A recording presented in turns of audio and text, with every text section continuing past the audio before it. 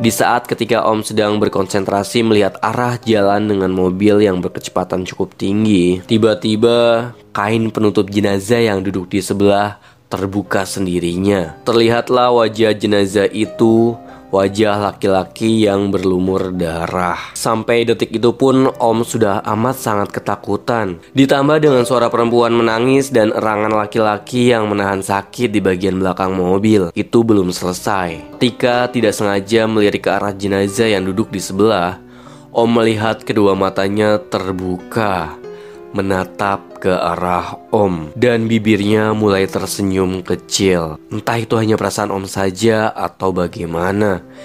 Yang pasti Om tidak tahan lagi, amat sangat ketakutan.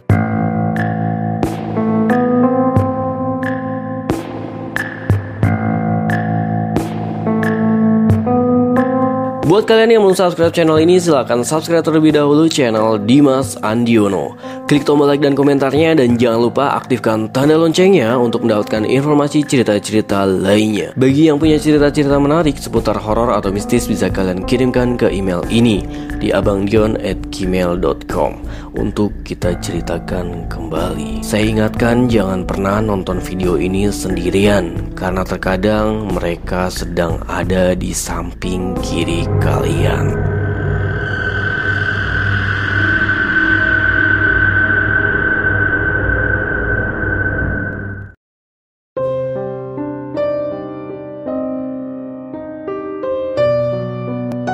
Beberapa waktu yang lalu gue kedatangan tamu istimewa, Om Heri namanya. Beliau adalah adik bapak yang nomor 4 dari 11 bersaudara. Bapak gue anak yang pertama. Cerita kali ini akan berhubungan erat dengan beliau. Ketika gue kecil, Om Heri sering bercerita tentang banyak hal. Dan yang paling gue ingat tentu saja cerita tentang pengalaman-pengalaman serem yang pernah dia alami.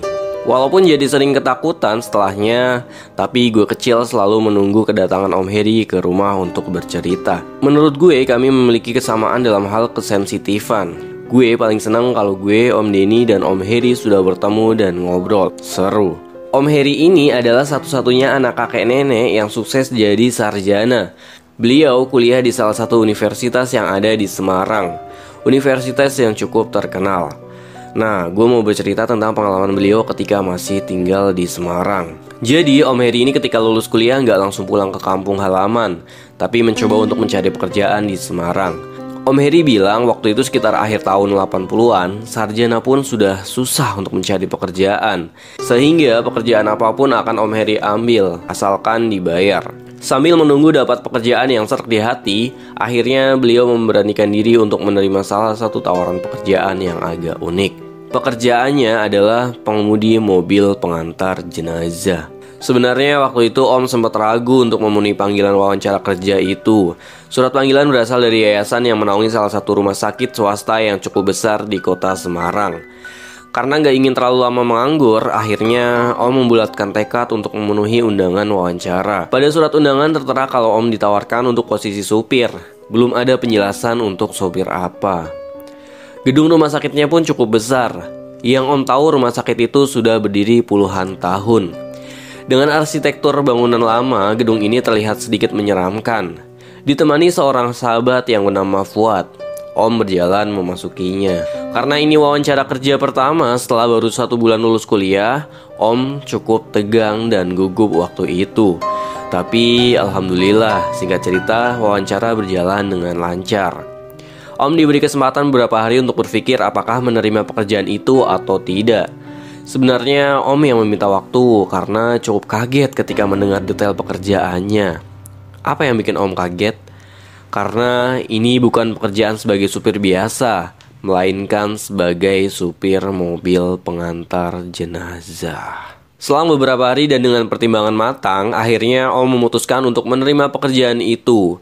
Hitung-hitung sambil menunggu mendapatkan pekerjaan yang serak di hati. Hari pertama kerja, Om langsung diperkenalkan dengan kendaraan yang akan Om gunakan sebagai pengantar jenazah. Mobil van berwarna putih, produksi Amerika buatan tahun awal 70-an. Pada waktu itu pun mobil sudah cukup tua, hampir 20 tahun umurnya, tanpa lampu sirine di atasnya. Om juga ditugaskan untuk merawat mobil dikala sedang tidak menjalankan tugas, karena tidak setiap hari juga ada orang yang meninggal di rumah sakit itu atau di tempat lain. Om harus memastikan mobil dalam keadaan siap pakai pada saat dibutuhkan. Ada peristiwa aneh di mobil ini ketika awal bekerja. Mungkin sebelumnya sudah terbiasa nih tidur siang karena pengangguran. Om pun mencoba tidur di bagian belakang mobil. Oh iya, mobil van ini pada bagian belakangnya ada tempat duduk memanjang dari depan ke belakang pada sisi kanan dan kirinya. Di tengah-tengah ada ruangan yang disiapkan untuk keranda jenazah.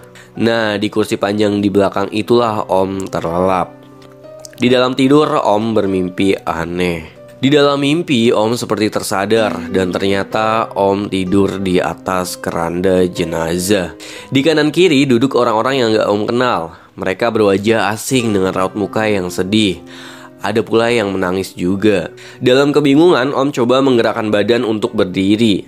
Dan ternyata badan tidak bisa digerakkan.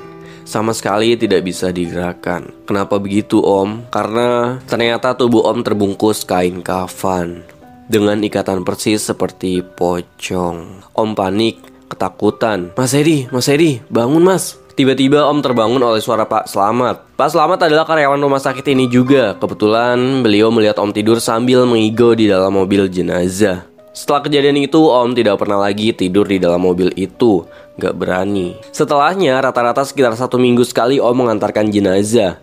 Kadang ada yang diantar ke rumah duka, ada pula yang diantar langsung ke peristirahatan terakhir, yaitu pemakaman. Pada awalnya gak aneh dalam menjalani pekerjaan ini, tapi lama-kelamaan Om jadi terbiasa dengan suasananya. Walaupun banyak kejadian seram yang Om alami selama hampir 1 tahun menggeluti pekerjaan ini. Kali ini Om akan bercerita salah satu kejadian seram yang terjadi pada sekitar 6 bulan setelah mulai bekerja. Om masih sangat ingat. Malam itu diharuskan menjemput jenazah di rumah duka yang letaknya di daerah Barusari, bagian selatan kota Semarang. Rencananya jenazah akan dimakamkan malam itu juga di kota Solo.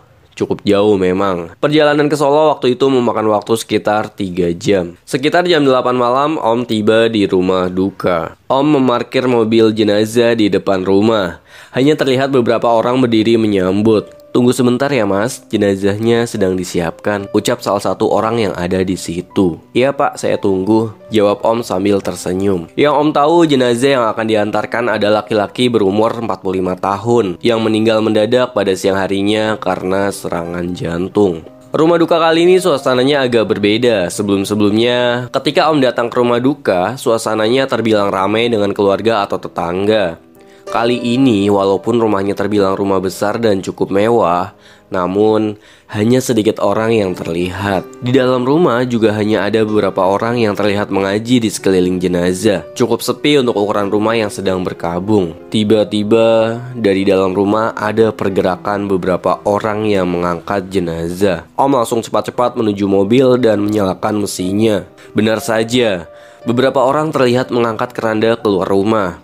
Om langsung bergegas membuka pintu belakang dan membantu memasukkan jenazah ke dalam mobil. Selesai, jenazah beserta kerandanya sudah berada di dalam. Pintu belakang pun ditutup. Om langsung bersiap-siap dengan duduk di belakang kemudi. Dalam bertugas, Om selalu sendirian. Jarang banget ada yang menemani. Ada yang aneh lagi. Kenapa orang-orang yang mengangkat jenazah tadi langsung masuk semua ke dalam rumah, meninggalkan Om sendirian di dalam mobil? Sebelumnya ada satu orang yang bilang, "Mas, tunggu sebentar ya." "Baik pak," jawab Om. Setelahnya bapak itu juga ikut masuk ke dalam rumah. Selama sekitar 15 menit Om duduk di belakang kemudi, hanya berdua di mobil bersama jenazah. Entah apa yang dilakukan keluarga di dalam rumah begitu lama. Tiba-tiba pintu depan sebelah kiri ada yang membuka, dan masuk seorang bapak berkumis dengan penampilan agak gemuk dan menggunakan peci. "Ayo mas, kita jalan," ucap bapak itu sambil tersenyum. "Oke pak, kita hanya berdua saja di mobil ini," tanya Om. "Bertiga mas, ada anak saya di belakang." Om langsung menengok ke arah belakang.